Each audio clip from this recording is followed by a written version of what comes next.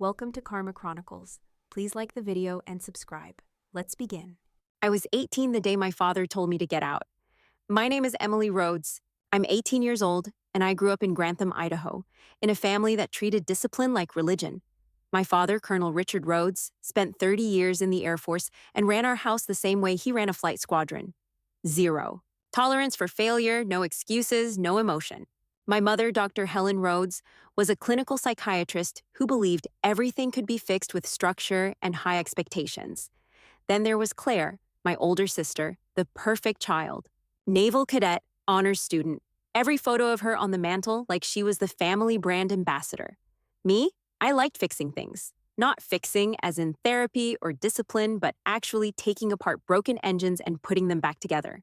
My happiest moments were in our garage, covered in grease, building custom motorbike parts for a few local kids who paid me with whatever cash they could scrape together. My parents called it a phase. My father called it a waste of potential. The showdown happened at the kitchen table. My father had just finished reminding me, again, that enrollment for the Air Force Academy was closing soon. "Emily," he said, his voice flat and commanding, "you've had enough time to think. We need your final answer." I looked at him, then at my mother's thin, expectant smile. "I'm not going," I said. "I've been working on something else. I've been repairing custom bikes for paying clients. I'm starting my own thing." The room froze. My mother's fork clinked against her plate. Claire smirked from across the table like she'd been waiting for me to self-destruct. "You're joking," my father said. "I'm not." My voice didn't shake, though my stomach nodded. "I don't want the academy. I don't want your path or Claire's. I want mine." My father's jaw tightened. He stood, towering over me like I was a cadet who'd just broken rank. "Then you're no longer welcome under this roof." My mother whispered his name, but he didn't even look at her. I just stared at him. I'd imagined this moment so many times. What I'd say, how I'd shout back, but all I felt was a strange, steady calm. Maybe because I knew he meant it. Maybe because I was tired of trying to earn their approval. "Fine," I said, pushing back my chair. "Then I'll go." Claire rolled her eyes. "Good luck playing mechanic in some dump," she muttered. I grabbed my duffel bag from my room, stuffed it with the basics, and left that night. As I stepped into the cold Idaho air, I expected to feel crushed, like I'd lost everything. But as I walked down the driveway with my tools rattling in my bag, all I felt was something close to freedom. That was the last night I lived under their roof. The first place I could afford was a dented silver trailer parked on a forgotten lot in Butte, Montana. The guy who rented it to me didn't even ask for a deposit. He just shrugged, took the cash, and tossed me a set of keys that still had rust on the ring. That winter was brutal. I woke up with my breath fogging the inside of the trailer like a thin ghost. The heater rattled constantly and barely warmed the place past 50 degrees. The pipes froze twice, and I had to pour boiling water over them just to get the sink running again. There were nights when I slept in 2 pairs of socks and a hoodie, curled up like I was hiding from the world. Beside the trailer sat a small, rotting shed. The roof sagged, and half the door was missing, but it had just enough space for a workbench. I cleared out the broken lawnmower and old tires, nailed up some insulation, and called it my shop. It was laughable, but it was mine. At first, I fixed whatever rolled up on the dirt road. Old ATVs, busted tractors, farm trucks held together with duct tape and prayers. I charged next to nothing, just enough for groceries and gas. Word spread slowly. One farmer told another that the girl down by the rusted trailer could make a dead engine hum again. I spent my nights at a chipped kitchen table, teaching myself how to code using free tutorials and spotty Wi-Fi from a cafe half a mile away. That's how GearHatch was born, a scrappy little online platform where rural mechanics could find used parts and DIY guides without driving 3 hours to the nearest dealer. The site was rough. The buttons barely worked, and the payment system crashed more than it ran. But a few local tinkerers signed up.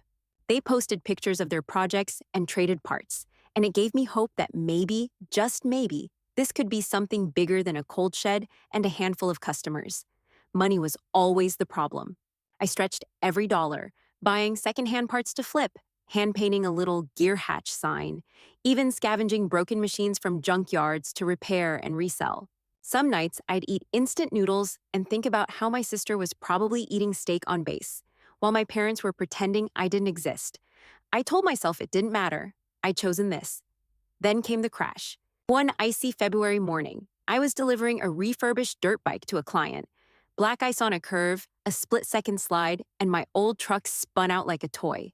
I remember the sound, metal screeching against guardrail, and then silence. The truck was totaled. Standing there on the roadside, my knees shaking, I stared at the crumpled hood and felt something inside me unravel. Without that truck, I couldn't haul machines. Without machines, I couldn't earn enough to keep Gearhatch alive. For 2 days, I sat in that freezing trailer, staring at my laptop, wondering if I should call home. Maybe my father would help, if I begged. But then I remembered his words, "You're no longer welcome under this roof." And I knew the answer. If I was going to survive, I'd have to do it without them. A week after the crash, I was staring at my laptop, wondering how long Gearhatch had before I'd have to shut it down. My savings were gone, my truck was junked, and every time I looked at the pile of unpaid orders, I felt like I was failing the handful of customers who actually believed in me. That's when I noticed a bright yellow flyer tucked under the cafe bulletin board. Rural Tech Night, Community Innovation Hub, Thursday, 6 p.m. The words "free pizza" were underlined. I figured I had nothing left to lose. The hub turned out to be a half-renovated community center with mismatched chairs and a projector that whined louder than the crowd. The place smelled faintly of paint and coffee, and most of the people there looked like hobbyists or small-town IT guys. I felt awkward, like I didn't belong, the same feeling I'd had my entire life around anyone who expected credentials. Then Maria Trellis took the stage. She wasn't polished. She wasn't trying to impress anyone. She was in worn jeans and a faded FarmTech hoodie, speaking about her early failures, the prototypes that broke, the deals that never happened, the months she barely made rent. But what struck me most was how she owned it. "Slow growth isn't failure," she said, her voice steady. "It's proof that you're building something worth sticking around for." Something about that hit me hard. For the first time in weeks, I didn't feel like a screw-up. I felt seen. After her talk, I walked up with my laptop tucked under my arm, hands sweating. "I'm Emily," I said, my voice too quiet. I run a small platform for mechanics. It's not much yet." Maria smiled like she had all the time in the world. "Show me." I pulled up Gearhatch, the clunky site with barely a dozen active users and a total of 84 parts listed for trade. I expected her to nod politely and walk off. Instead, she leaned closer, scrolling through the user data. "You know what's impressive?" she said. "This engagement. These aren't casual users. They're relying on this." I blinked. "Really?" She nodded. "But you're thinking too small. Forget one-off hobbyists. Rural supply chains are desperate for smarter logistics. If you can handle inventory flows for stores instead of just individuals, you've got something serious." Her words lit up something in me. I walked back to my trailer that night with the cold Montana wind stinging my face, but my head spinning with ideas. By midnight, I was sketching out a new plan. Gearhatch wouldn't just be a marketplace anymore. It would be the back-end brain for rural hardware stores, a tool that could predict demand, track shipments, and cut waste. I didn't sleep that night.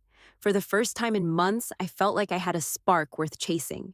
I rebranded Gearhatch within a month of meeting Maria. The name DriveCore Systems came to me one night at 2 in the morning, when I was halfway through rewriting the entire codebase from scratch. The old site was clunky and amateur. This one had to feel clean, serious, like something a real logistics company would use. Every day, I'd sit in the shed with my laptop balanced on a workbench, testing algorithms to track inventory and predict demand. At night, I read everything I could about rural supply chains, which, as it turned out, were ancient and painfully inefficient. The more I learned, the more I knew Maria was right. If I could crack this, there was real money on the table. Once the basic software was functional, I started cold calling hardware stores across Montana and neighboring states. My pitch was simple. DriveCore Systems can save you thousands by streamlining your parts inventory. Almost every call ended the same way. "Who are you with again?" I built this system myself." "You're not some college grad from one of those tech schools?" "No, sir. I just..." Click. Rejection after rejection. Some laughed when they realized I was barely 20 years old and living in a trailer. Others simply didn't trust a woman who didn't have a degree or a big brand behind her. There were moments when I wanted to quit, but the memory of my father's words, "You're no longer welcome under this roof," pushed me harder. If I gave up now, they'd be right about me. 2 months in, I got a surprise call back from a mid-sized supply co-op called AgriBuild.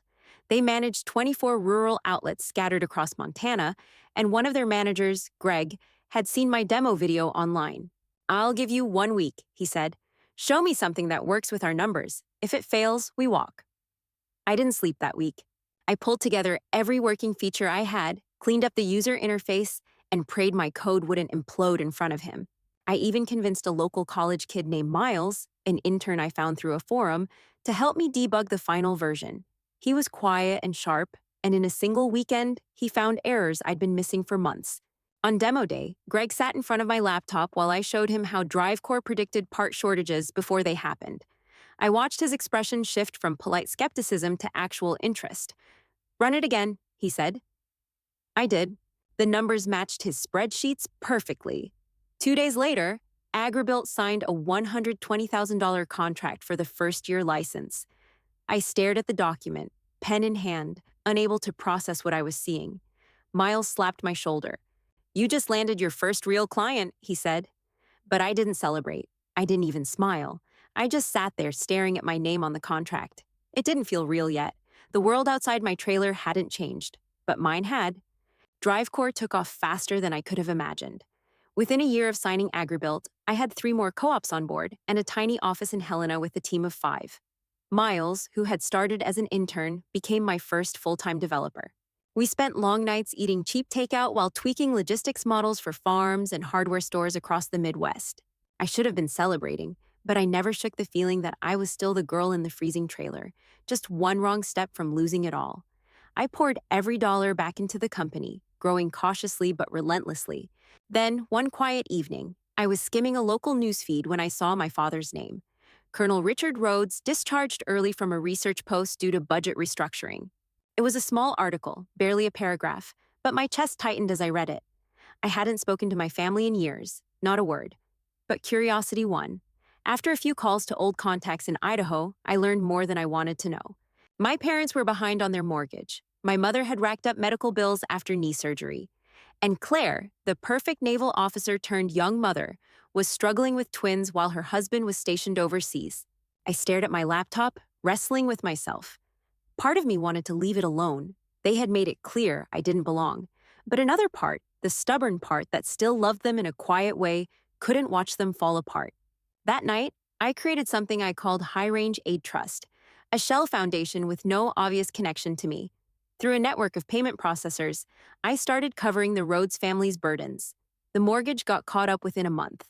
Medical bills vanished. Claire received childcare grants through what she believed was a military family program. They had no idea it was me. The first time my mother mentioned it, indirectly, through an old mutual contact, I felt a strange mix of relief and resentment. "We've been blessed," she'd said. "Some organizations really look out for families like ours." I wanted to scream, "It's me. I'm the one keeping you afloat." But I didn't. I told myself it wasn't about recognition. It was about ensuring they didn't lose the home I grew up in, even if that home had never felt like mine. Meanwhile, DriveCore was moving into new territory, predictive analytics for rural suppliers. We secured a contract with a farming consortium that nearly doubled our revenue overnight. I hired 3 more developers and a logistics specialist. The office buzzed with energy, but inside, I felt hollow. Every transfer I sent through High Range was a reminder that I was invisible to them. Claire posted pictures online about how supportive programs made life easier, never knowing her little sister was behind it all. My father, too proud to ask for help, probably thought his reputation had earned him favors from old colleagues. One night, while closing up the Helena office, Miles asked why I looked so worn down. I almost told him everything about the trust fund, about my family who still believed I was a failure, but I stopped. This wasn't his burden. Instead, I said, "I'm just thinking about how strange it is to succeed when no one expected you to." He didn't press, but I knew this double life couldn't last forever. The sky over Grantham was the same gray I remembered, heavy, cold, and indifferent. I hadn't been home in over 5 years, but on that Thanksgiving morning, I drove down the old street with a leather binder on the passenger seat, its weight heavier than it should have been. When I stepped into the house, the smell of roasted turkey and my mother's perfume hit me like a ghost from another life. Claire was already there, in her crisp navy blue sweater, talking about some award ceremony. My father sat at the head of the table, posture still rigid, even though he looked older and thinner than I remembered. "Emily," my mother said, smiling too tightly. You made it. Yeah, I replied, setting the binder on the sideboard. Dinner started with the usual noise. Stories of Claire's accomplishments, photos of her twins passed around like treasures. I waited for someone to ask how I'd been, but no one did. It was as if my life outside this house didn't exist. Claire laughed when my father toasted to real dedication and service, a toast that carefully excluded me. I could feel the heat rising in my chest, but I stayed calm. Finally, I spoke. I have something to share too. The table went quiet. Claire arched an eyebrow. Oh? Did you pick up another bike repair gig?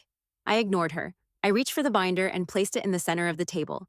This is DriveCore Systems, I said, the company I built. We manage logistics for over 200 rural supply chains. My father's eyes narrowed. What are you talking about? I opened the binder. Inside were copies of our contracts, including the $120,000 deal with Agribuilt, magazine features, even revenue summaries. I slid one page toward him. That's the contract that paid off your mortgage last year. Through the High Range Aid Trust, my mother blinked, confused. What do you mean? That funding came from a veterans group? No, I said evenly. It came from me. Every hospital bill, every grant for Claire's childcare, every payment, I covered it. For a moment, silence filled the room. Then my father slammed his hand on the table. You're lying. You're just a girl who fixes engines. Don't insult us with this fantasy. I met his glare. Check the bank trails. The foundation's records are in there. Claire scoffed, flipping through the binder. What? You expect applause for playing charity? You couldn't just live your own life and leave us out of it? I took a breath. I didn't do it for applause. I did it because I didn't want to watch you drown. But I'm done funding people who see me as a disgrace. My father's face flushed, and for a second, I saw him searching for words that wouldn't come. My mother whispered my name, almost pleading. But I stood, steady and calm, like I'd rehearsed this moment my whole life. I'm not coming back here to be invisible anymore, I said. You can keep your praise for Claire. I don't need it. Then I picked up my coat, left the binder on the table, and walked out. Nobody followed me. The cold air outside felt cleaner than any approval they could ever give. The day after Thanksgiving, I booked a one-way flight to Texas. I'd bought a small ranch house in San Marcos months earlier, a quiet place I'd intended for weekend breaks, but never had the courage to visit. Now it felt like the right time to start over. The ranch was simple, 2 bedrooms, sun-bleached wood siding, and fields stretching toward the horizon. A few longhorns grazed lazily beyond the fence line, and the silence felt like a clean slate. I walked the property barefoot that first evening, breathing in the warm air, letting the bitterness of the past week burn off like fog. The next day, I sent the final transfers through High Range Aid Trust. Then I shut it down for good. My family could make their own choices from now on. I wasn't their safety net anymore. DriveCore's growth had reached a tipping point. I decided to open a second office in Austin, where talent was abundant, and the tech scene was exploding. Within a month, I had leased a small brick building on the edge of downtown. Miles relocated to help me set up operations, and for the first time, I felt like the business had a real heartbeat beyond me. One evening, I attended a local business gathering, the kind of event I used to avoid because I hated the small talk and ego contests. I was standing near the back, nursing a cup of bad coffee, when I met Jonah Keller. He wasn't loud or overly charming. He just had a quiet, observant way about him that felt grounding. You're the one running DriveCore, right? He asked, offering a hand. I've been hearing your name come up in data circles. Yeah, I said, almost embarrassed. I'm Emily. Jonah was a data consultant who specialized in rural tech access.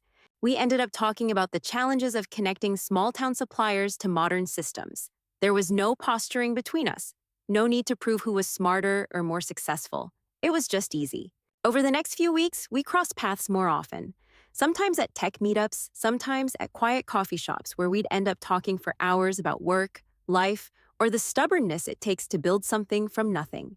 He never asked about my family. He didn't care where I went to school or how I looked on paper.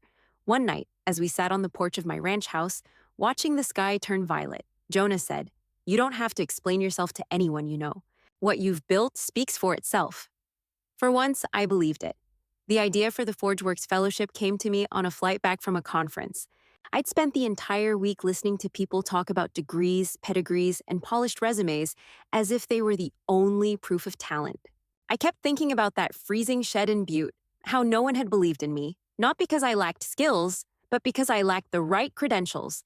So I decided to build the kind of program I once needed, a fund for people like me, tinkerers, mechanics, inventors, who solved real problems without waiting for permission.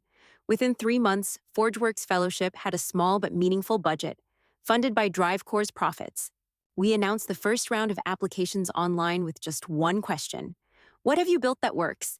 The very first award went to a 21-year-old mechanic from Appalachia named Cody Hale. He'd engineered a water pump stabilizer for small farms using nothing but salvaged scrap metal and broken farm tools. When I saw his video, I recognized the same fire I used to feel at his age, that raw determination to make something useful, even when the world wasn't watching. At the launch event, I stood on a modest stage with Cody and the other finalists beside me. No suits, no scripted speeches, just people who had dirt under their nails and brilliance in their heads. When it was my turn to speak, I froze for a second, looking at the crowd. I didn't have a prepared statement. I just let the words come out. People like us are used to being told that we need credentials before we're taken seriously, I said. But skill doesn't need a certificate. It needs grit. It needs someone willing to see value where others see nothing. That's why ForgeWorks exists, because I know what it feels like to be overlooked. There was a quiet murmur of agreement from the audience. Cody grinned shyly, holding his award like it was heavier than it was. Afterward, people came up to thank me, not for the money, but for saying out loud what they'd always felt, that their work mattered, even if it didn't come with a diploma. That night, standing in the quiet of my ranch house, I felt something shift inside me. I wasn't just proving myself anymore. I was creating a space for others to stand where I once stood, with their heads held high. The call came out of nowhere. I was on my porch in San Marcos, watching the sun dip behind the fields, when my phone buzzed with a number I hadn't seen in years. Emily? The voice was tentative, almost shaky. It was Claire. I froze.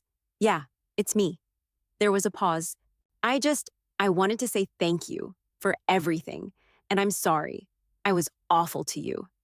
Her words were awkward, rushed, like she wasn't sure she deserved to say them. My chest tightened, but I kept my voice steady. You don't owe me anything. How are the kids? That cracked something. We talked briefly about the twins, about how they were learning to ride bikes. No big confessions, no dramatic apologies, just small updates. But when I hung up, my hands were trembling. A week later, I found a letter in my mailbox with my father's handwriting on the envelope. I nearly tossed it in the trash, afraid of what it might say. Instead, I sat at the kitchen table, staring at it until I finally tore it open. The first line stopped me cold. I was wrong. He wrote about how he had failed me as a parent, how his rigid vision of success blinded him to the person I was becoming. He didn't try to justify it. He didn't add conditions. It was the closest thing to honesty I had ever seen from him. I didn't write a long reply. I simply sent a card that read, "Respect is the only price of entry now." 3 weeks later, my parents asked if they could visit. I didn't say yes right away. I needed them to understand that my life wasn't waiting for their approval anymore. Eventually, I agreed, but on my terms. We met at a small ranch cafe just outside of town. The place smelled of coffee and fresh bread, and the atmosphere felt neutral, like no one could claim the upper hand. My mother's hair had gone grayer, and my father walked slower than I remembered, but they both looked softer. There were no grand speeches. We talked about simple things: the weather, the ranch, the kids. When the conversation drifted toward the past, I set my coffee cup down and said, "I don't need your approval anymore. I just need honesty. I need respect." They didn't argue. My father gave a slow nod, his jaw tightening like he was holding back words he wasn't ready to say. My mother's eyes brimmed with tears, but for once, she didn't try to talk me out of how I felt. The silence between us was different this time. It wasn't tense or filled with judgment. It was understanding in its own quiet way. When they left, I stood by my truck for a moment, watching them drive off. There was no dramatic reconciliation, no promise that we'd suddenly be a close family again, but I felt something I hadn't felt in years: peace. Sunday evenings at my ranch in San Marcos became something I never imagined I'd have, a kind of family that felt chosen, not imposed. We'd gather on the back porch with mismatched chairs and platters of grilled food, the DriveCore team mixing easily with Jonah and a few ForgeWorks fellows. There was always laughter, always someone telling a story about a project that went wrong before it went right.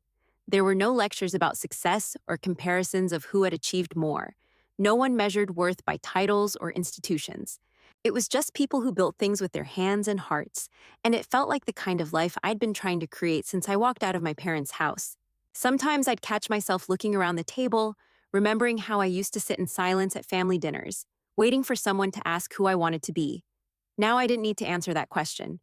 I already was who I wanted to be. After everyone left for the night, I'd wander the pasture barefoot, the grass cool under my feet, fireflies flickering like tiny lanterns across the field.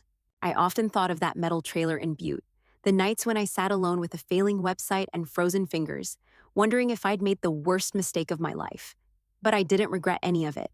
The loneliness, the failure, even the rejection from my family, all of it had forced me to figure out who I really was when no one was cheering. Forgiveness hadn't come because they changed, it came because I let go of needing to be chosen by them. My worth was never theirs to grant. Jonah understood that without me ever saying it. One night, as we watched the last embers of a fire pit die out, he said, "You built this life for you, not for anyone else." That's why it's real. I smiled, because he was right. As the fellowship grew and DriveCore expanded, I stopped thinking in terms of proving anything, to my family or to the world. I built forward because it was in my nature to create, to solve problems, to give other outsiders a chance to be seen. My ranch was home now, not because it was big or quiet or mine, but because every Sunday I looked around that table and saw a family I'd chosen, and that was enough.